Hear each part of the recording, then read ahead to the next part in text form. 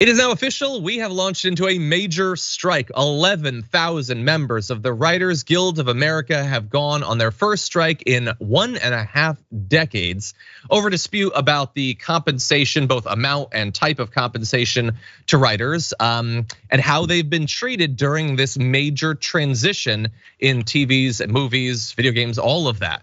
So the boards of directors of both the East and West Coast divisions of the WGA voted unanimously to call a strike effective 12:01 a.m. Tuesday, meaning we're now into it.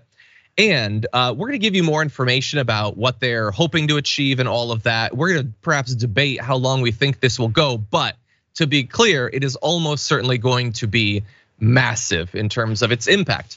The last time there was a writer's strike, this is back in 2007 to 2008, work stopped for 100 days. And in that just 100 days, it cost $2.1 billion to California's economy alone.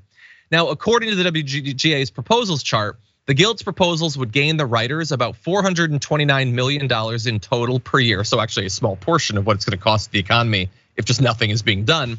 The counter proposal from the opposition of the unions, they want to increase it by about $86 billion per year. And so you can see that there is still a very wide chasm between the two positions. Now it's way more complicated than just raw numbers, but that shows you that there is a lot of distance to be traveled. And so it could be that 100 days in the last strike is almost nothing compared to what we could be facing right now.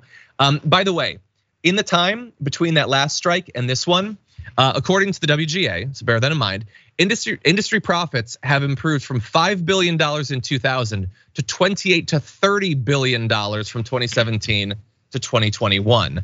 And I think they're arguing, I think quite accurately, that if the profits are up so much, especially, and I think most people agree to this, because of the quality of writing in these programs, everybody knows that TV is better than it was a couple of decades ago. Then it kind of seems like some of that financial benefit should go to the writers. We're gonna give you more details, but Danielle, I'm curious, what do you think? I mean, I just don't understand why we can't pay people what they're worth, right? Like, because all this ends up coming back to greed of CEOs and shareholders of these networks that want to be able to take in all of the profits and not pay out the people that are actually making it so that their platforms and their networks are successful in the first place. And so, I think that people also have a false idea of actually how much most writers make. You only know like the famous ones, right? But they don't make a ton of money. So they're just asking for their fair share of what has become popularized over time because of streaming to be able to put that into their own pockets. So I think that the cost to California, what you said was billions of dollars. I mean, yep. That's extraordinary. But I hope that a lot of the actors who have a lot of power, directors and what have you, come out in support vocally of the strike, because I think that people should be paid what they're worth. They strike not out of spite, but because they're not being compensated. Yeah. Yeah, 100%. In terms of the impact, I mean, so it was 2 billion back 15 years ago. Obviously, it would be much more for the same period of time. Like, honestly, I'm not an expert, obviously, but if it goes a year, couldn't that cost $2 billion just to like Marvel alone? Like, I feel like if they have to lose a couple of shows, a couple of movies, that is major money, let alone all the content being produced for so many different streaming services. In any event, the median weekly pay for writer producers, by the way, has declined by 23% over the last decade. When accounting for inflation, screenwriter pay has also declined by 14%. This is as, we're in this golden era of amazing content. They're making less money. I'm not gonna name names or whatever, but my wife, who's a screenwriter, she took a class with another one who has written awesome episodes of shows like The Haunting of Hill House and Midnight Mass. These like popular shows or whatever.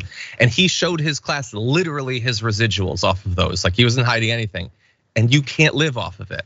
Even successfully solo writing popular episodes of popular shows on big platforms like Netflix, it isn't enough to actually live. It used to be like the long shot that like, I hope they pick up my script. But now, even if they do, you probably still have to bartend or whatever. That's just not tenable. Certainly not if you want to attract creative people giving you awesome work. By the way, I want to read just one account of the experience from Adam Conover. Says, this is why we're striking.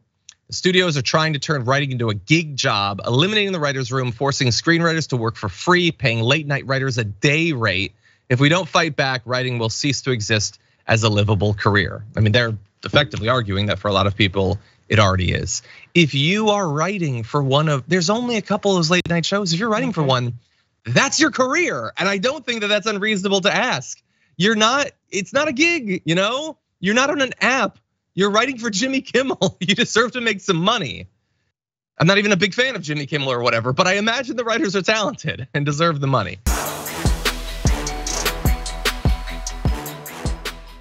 For more political news breakdowns, interviews, stories of activism, and me trying my hardest to care about the occasional big celebrity news story, subscribe to our YouTube channel at youtube.com/thedamagereport. And you can ring the bell wherever it is so you don't miss anything.